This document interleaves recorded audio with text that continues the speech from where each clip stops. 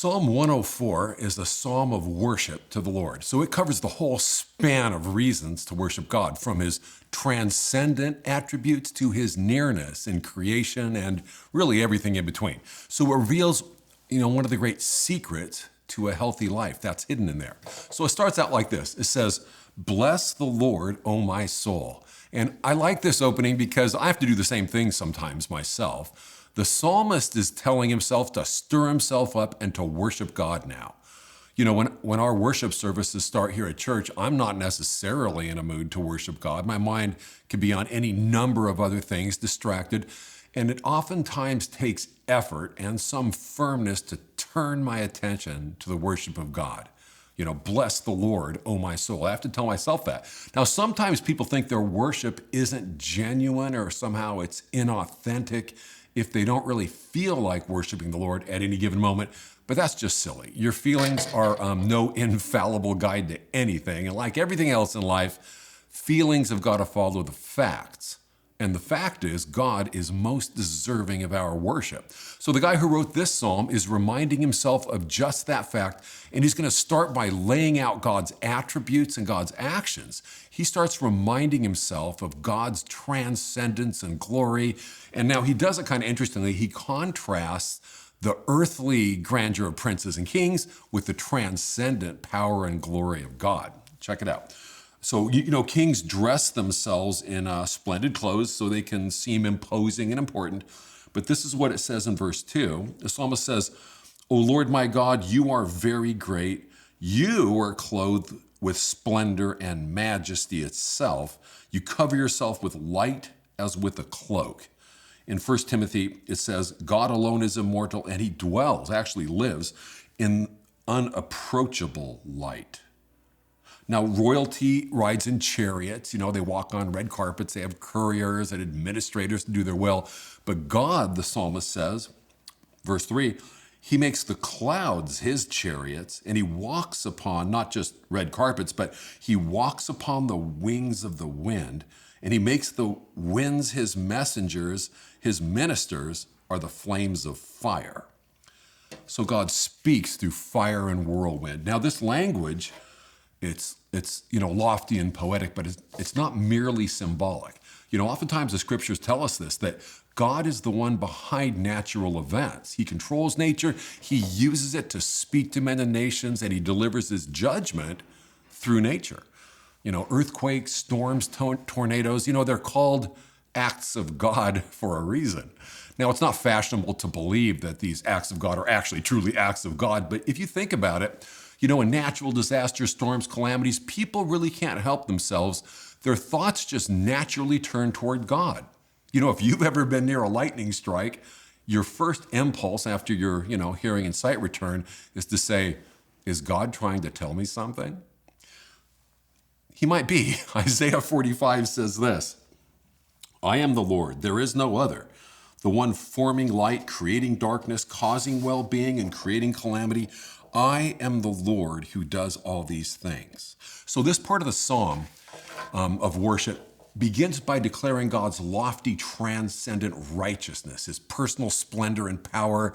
And when we see the awesome power of God in the events of the world around us, the psalmist is encouraging us, how can you not respond in reverence and fear and wonder and worship God? So now there's a shift in the psalm, verse 5. And he goes on to declare God's glory displayed in his care for his creation now. It's a long section. You want to read it for yourself, but let me hit some of the high points. It says, God establishes the earth upon its foundation. He sends forth springs in the valley. They flow between the mountains to give drink to every beast of the field, and beside them the birds of the heavens dwell. He waters the mountains from his upper chambers. The earth is satisfied with the fruit of his works. He causes the grass to grow from the cattle, the vegetation for the labor of man, so he can bring forth food from the earth, and wine which makes men's heart glad, and food which sustains man. And then there's the sea, great and broad, in which there are swarms without number, animals, both great and small. He declares, they all wait for you, O Lord, to give them their food in the season. And you give it to them. They gather it up. You open your hand. They're satisfied with good. If you hide your face, they're dismayed. If you take away their spirit, they expire. and return to the dust. You send forth your spirit, they're created. You renew the face of the ground. Let the glory of the Lord endure forever. Let the Lord be glad in his works. He looks at the earth and it trembles. He touches the mountains and they smoke. O Lord, how many are your works? In wisdom you've made them all. The earth is full of your possessions. So as he considers the works of God, God's immense fertility of mind, his genius and the variety of all his creation, his intimate care for everything that he made, the complexity, the psalmist just cannot help but be drawn into worship and wonder. And now this shows us a cure for a universal problem that we have. And that is human nature is not naturally inclined to worship God. We are naturally inclined to go straight for the small potatoes.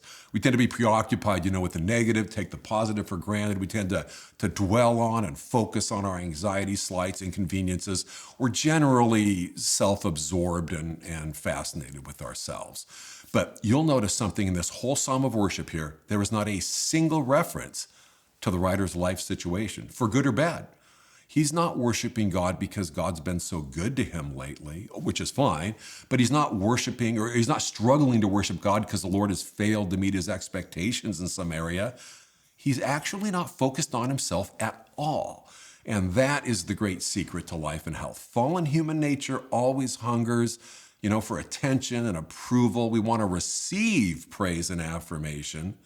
But have you noticed, no matter how much you get, it's never enough. That hunger for adulation and compliments and praise is just never satisfied for long. Now, you know why? It's because we were not made to receive praise. We were designed to give it. 1 Peter 2:9 says this, "But you are a chosen race." It's talking about us. "A royal priesthood, a holy nation, a people for God's own possession." So what can happen? "So that you may proclaim the excellencies of him who called you out of darkness into his marvelous light."